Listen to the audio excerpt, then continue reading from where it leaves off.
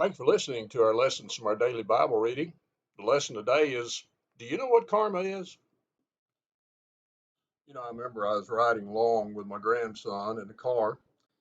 He'd just gotten a dog, and they named the dog Karma.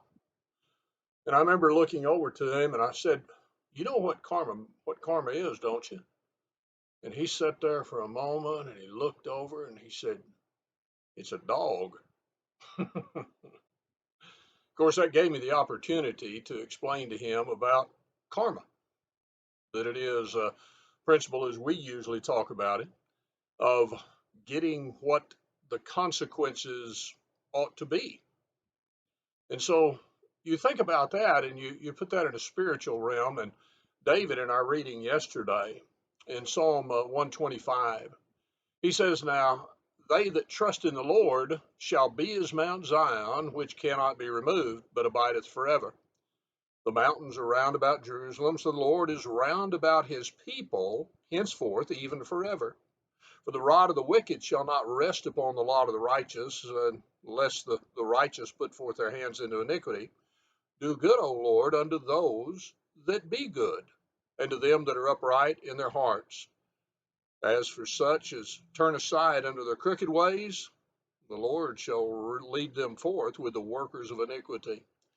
So that principle is set there of an action and the consequences of it.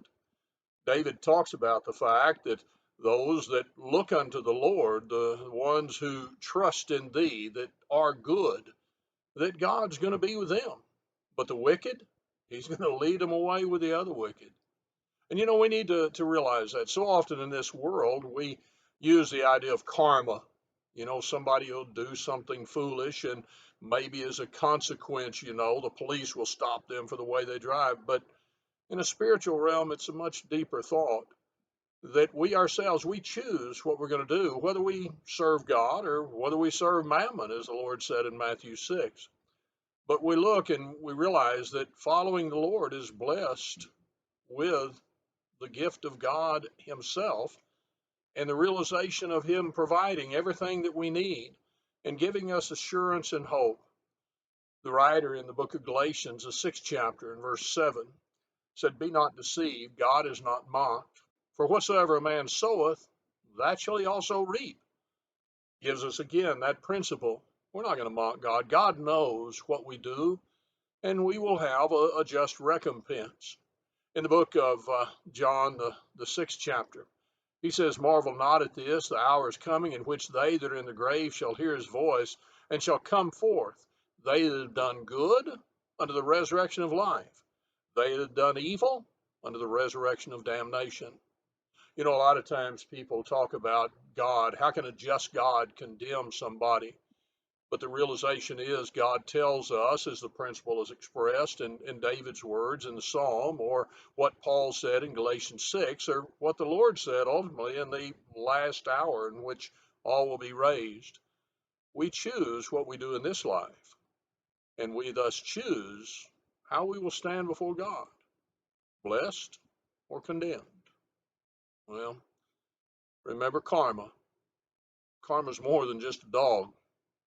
Karma relates to the fact that we trust God, we're blessed. We don't trust God, we stand condemned. Let's choose to trust God, to look unto him and be strong and have the realization that he is with us. And if you and I do that, we'll have a great day. Thank you for listening.